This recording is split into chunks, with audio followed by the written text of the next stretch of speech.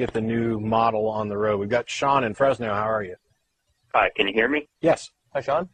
Cool. All right. I have evidence for a spaceless, timeless, intelligent, immaterial creator. My evidence is not a faith-based assumption or personal experience, and I think all the prior theist callers you've had are stupid. They are bad representatives of Christianity. So I'm going to present you guys with some evidence for a creator, and I'm going to use the law of causality to do that. First thing, second law of thermodynamics says that the universe is running out of energy. It cannot be eternal.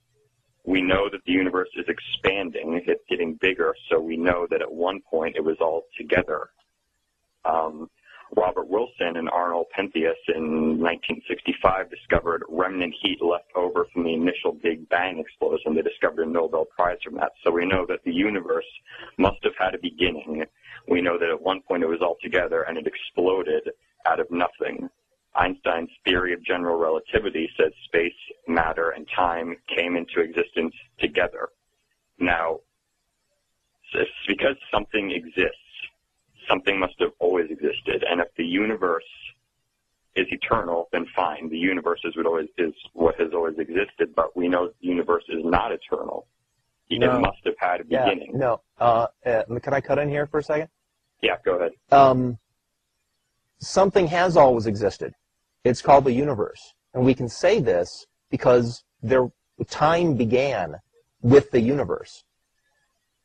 There's no point to talking about something having always existed that predates the beginning of time.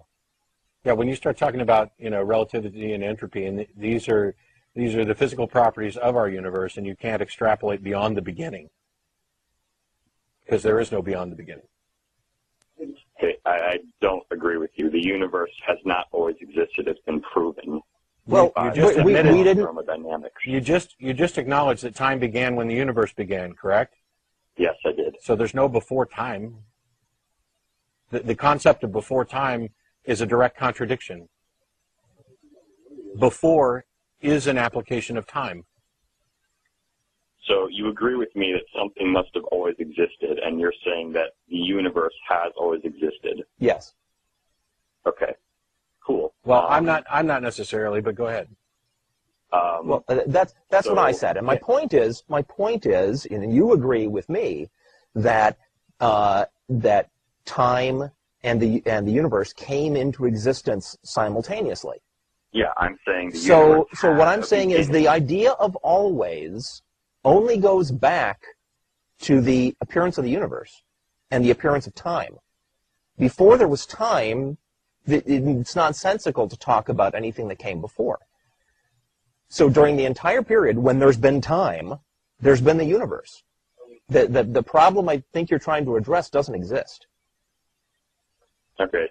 I'm saying the universe couldn't have always existed. It can't be eternal because the law of thermodynamics says it's running out of energy. It can't be infinite. It can't be eternal. The universe must have had a beginning. No, and in fact, you're wrong there too, because the current understanding of the fate of the universe is that entropy is having its way, and the universe is expanding and spreading out, and energy is dispersing.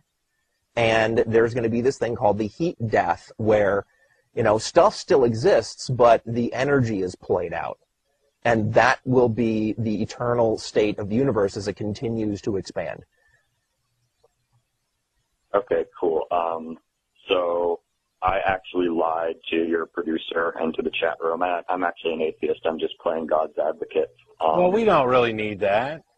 Do you guys know who Frank Turek is? I've heard the name. But it's not. He's like Richard Dawkins. He travels around the world presenting or trying to present arguments for the existence of God.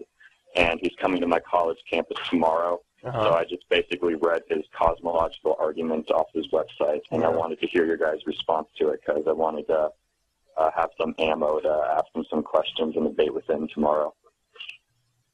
So we did your homework for you. Yeah, pretty much. Yeah, Sweet. but So but please he's do yourself wrong a to say favor. The universe has a beginning. It didn't have a beginning. It's eternal. Do yourself a favor and double check the things we've said. We're not physicists. We're passing on our layman's understanding, right? And this guy is liable to be able to catch you if you pass on anything we said and we have any of the technical details wrong, right? And then use that to shoot you down. So please take what we've said as, sort of a starting point. And the last thing, I'd recommend, if you haven't already watched it, Lawrence Krauss's lecture on A Universe from Nothing will give a better understanding of some of this. But also, in the future, you don't actually have to lie to get through. Oh, okay. I mean, just because you guys are getting less and less theist callers. Well, that doesn't mean we want fake theist callers. So I thought it would be nice to pretend I'm a theist and try to argue for God. Yeah. Okay. Not so much. But thanks for the call. Okay, thanks.